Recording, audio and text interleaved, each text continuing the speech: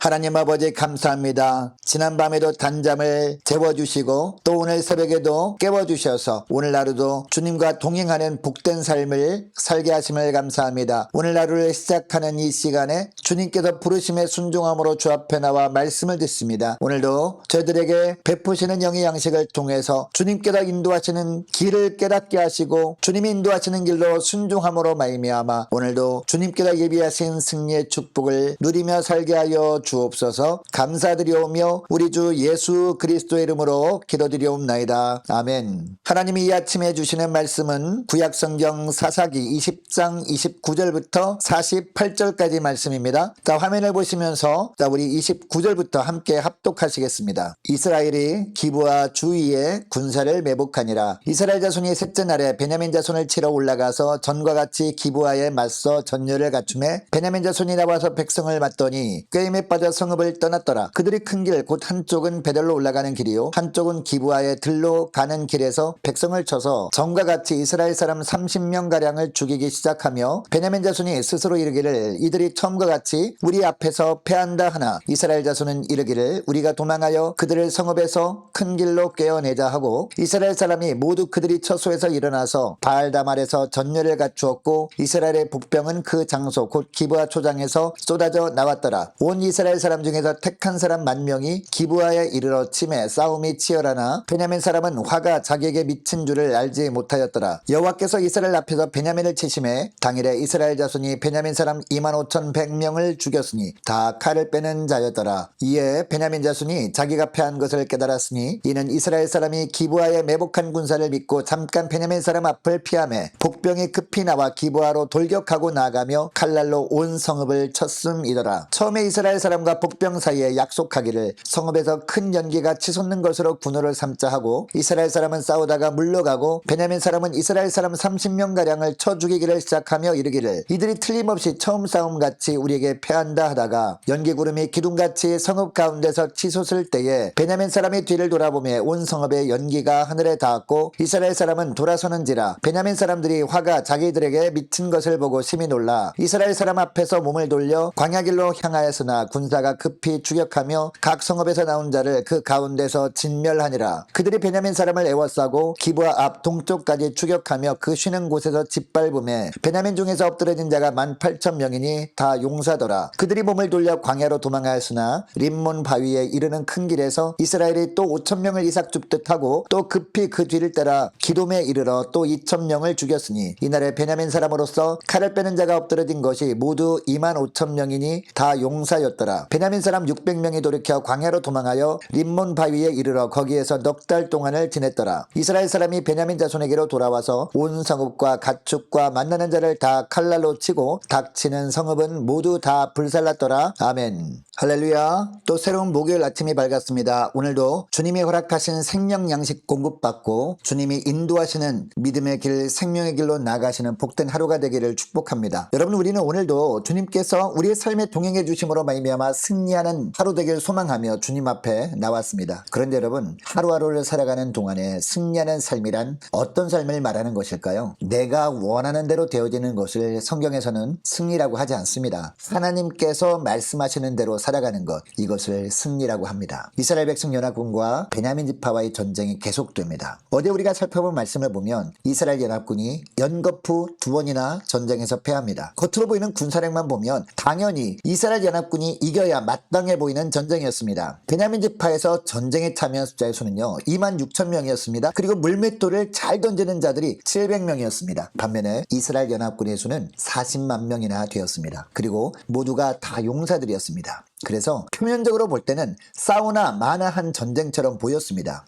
그런데 결과는 이스라엘 연합군이 참패였습니다. 그것도 2번씩이나 연거푸 패배를 한 것이었습니다. 2번의 전쟁에서 패배를 맛본 이스라엘 자손들은 어떻게 합니까? 다시 하나님께 나아갑니다. 그동안은 자신들의 생각을 내려놓지 못하고 단지 자신들이 원하는 것을 얻고자 하나님께 간구하였었습니다. 그런데 2번씩이나 참패를 당하고 나서야 이스라엘 백성들은 금식하며 하나님께 나아갑니다. 그리고 하나님께 번제와 화목제를 드리면서 자기들의 뜻이 아니라 하나님의 뜻을 구합니다. 이번에는 하나님께서 승리의 약속을 해주십니다. 올라가라, 내일은 내가 그를 내 손에 넘겨주리라 라고 말씀해 주신 겁니다. 그런데 이때 하나님은 베냐민 지파와 싸우라고만 하십니다. 우상을 숭배하던 가나안 족속들과의 전쟁에서처럼 진멸하라고 말씀하시지는 않았습니다. 이스라엘 백성들과의 전쟁을 통해서 이번에는 베냐민 지파가 좀 깨닫고 하나님께로 돌이키기를 원하신 것입니다. 그래서 앞으로는 동족 간에 싸우지 말고 하나님의 은혜 아래서 믿음으로 연합하길 원하신 겁니다. 그래서 그냥 싸우기만 하고 진멸하지는 말라고 하신 것이었습니다. 그런데 이스라엘 백성들은 하나님의 말씀을 듣기는 하였지만 이런 하나님의 마음을 알지 못합니다. 베냐민 지파를 넘겨주시겠다는 약속을 받은 이스라엘 자손은 이전과는 다른 전법을 사용해서 전쟁을 벌입니다. 여러분, 이전에는 그들이 어떻게 싸웠습니까? 자신들이 눈에 보이는 군사력만 믿고 전면전을 펼쳤거든요. 그러나 그런 방식으로 싸웠을 때는 베냐민을 당해낼 수 없었습니다. 그래서 이번에는 다른 방법을 사용합니다. 매복 전법을 사용합니다. 먼저 군사 일부를 매복시킵니다. 그 후에 나머지 군사들이 전날처럼 전열을 갖추고 기브아로 나아갔습니다. 여러분, 베냐민 자손 자손은 이것을 보고 어떻게 하죠? 이스라엘 백성들이 작전을 간파하지 못하죠. 전과 같이 기브아 성에서 나와서 이스라엘 자손들을 치기 시작합니다. 여러분, 이때 베냐민 지파 사람들은 이전처럼 이스라엘 자손을 죽이기 시작하면서 야, 이번에도 우리가 이겼구나 라고 생각했을 겁니다. 이스라엘 백성들은 이번에도 지는 척하면서 도망을 칩니다. 베냐민 지파는 신이 나서 도망치는 이스라엘 백성들을 뒤쫓습니다. 결국 베냐민은 이스라엘의 유인책에 걸려서 큰 길로 나오게 되죠. 결국 매복해 있던 이스라엘의 군사들에게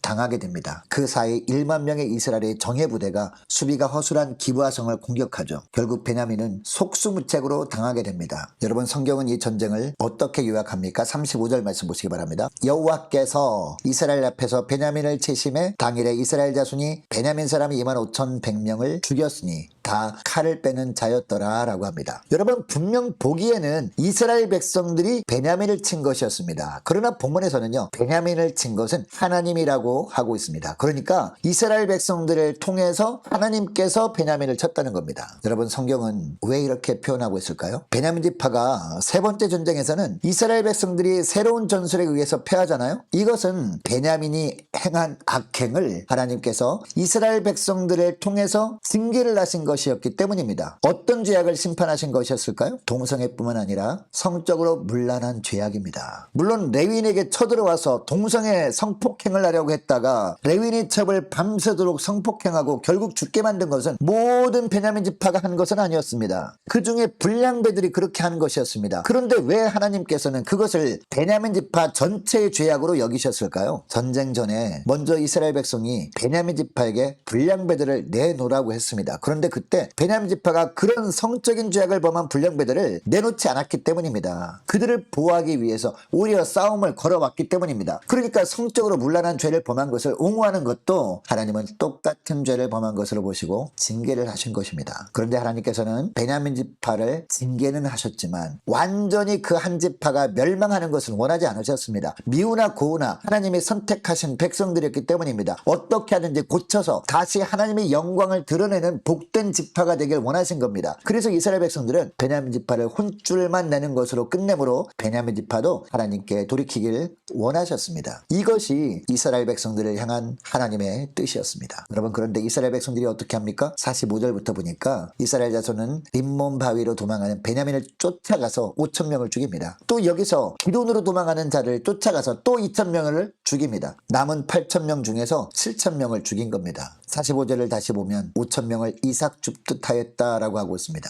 여러분, 이것은 싸울 힘도 능력도 없는 도망자를 손쉽게 죽였다는 표현이거든요. 도망가는 동족들을 무참히 살해한 겁니다. 이렇게 해서 남은 1,000명 중에 400명은 흩어지고 600명만 모여서 광야로 도망칩니다. 한 지파의 남자들이 전멸할 위기에 처하게 된 겁니다. 하지만 이스라엘 자손은요, 전쟁을 여기서도 멈추지 않습니다. 군사들을 거의 몰살시킨 것도 부족해서 성읍으로 다시 쳐들어갑니다. 48절 보니까 이스라엘 사람이 베냐민 자손에게로 돌아와서 온 성읍과 가축과 만나는 자를 다 칼날로 치고 닥치는 성읍은 모두 다 불살라더라 라고 하고 있습니다. 성읍을 모두 불태우고 짐승이든지 사람이든지 보이는 대로 다 죽여버립니다. 적극적으로 찾아다니면서 베냐민 지파를 아예 진멸하기 위해서 혈안이 되어 있습니다. 왜 이렇게 했을까요? 자기들이 감정을 건드린 대가가 어떤 것인지 보여드리고 한 겁니다. 여러분, 이들은 하나님의 뜻과는 정반대 일을 한 겁니다. 그들 딴에는 대승을 거두었다고 생각했을 겁니다. 그러나 하나님의 눈으로 보면 승리가 아니라 패배였습니다. 눈으로 보이는 베냐민 지파에게는 승리를 했을지는 모릅니다. 그러나 감정을 격동시켜서 다시 자기 소견에 옳은 대로 하게 함으로 말미암아 한 지파를 없애버리려 했던 사단에게는 패배한 것이었습니다. 여러분, 오늘날도 이런 일은 비일비재하게 일어날 수 있습니다. 여러분, 오늘도 하나님께서는 우리를 통해서 이 땅에 하나님의 일을 하기를 원하십니다. 그런데 이때 무엇이 승리의 삶이냐? 내 생각대로 일이 되어지는 것이 아니라 하나님의 뜻대로 일이 되어지는 것, 주님의 뜻대로 인도함을 받는 것, 이것이 승리임을 오늘 본문을 통해서 주님은 말씀하고 있습니다. 여러분, 이것을 기억하시고 오늘 기도할 때 이렇게 기도했으면 좋겠습니다. 하나님, 정신을 차리고 깨어 기도함으로 방으로 언제나 내 생각대로 되어지는 하루가 아니라 하나님의 뜻대로 인도함을 받는 하루 되도록 저희 삶을 주님께 온전히 맡깁니다. 주님 도와주옵소서. 간절히 기도하기를 원합니다. 계속 기도할 것은 오늘 하루 하나님 앞에서 살게 해달라고 간절히 기도하기를 원합니다. 내일 저녁에 있을 성탄 전야 예배를 위해서 그리고 모레 성탄절 예배를 위해서 함께 기도하기를 원합니다. 2022년도 새해 세움받은 일꾼들 모두 순종하고 충성할 수 있도록 도와주옵소서. 간절히 기도하기를 원합니다. 많은 환우들 위해서 기도해 주시기 바라고 수능을 치는 고3 수험생들과 취업을 앞둔 자녀들의 앞날을 위해서 함께 기도하기를 원하고요. 자, 군문에는 이승훈 형제를 위해서 함께 기도하기를 원합니다. 선교사님들 각 가정들을 위해서 나라 민족을 위해서 교회의 앞날을 위해서 저와 여러분이 가지고 나온 기도 제목을 놓고 우리 함께 기도하기를 원합니다. 기도하겠습니다.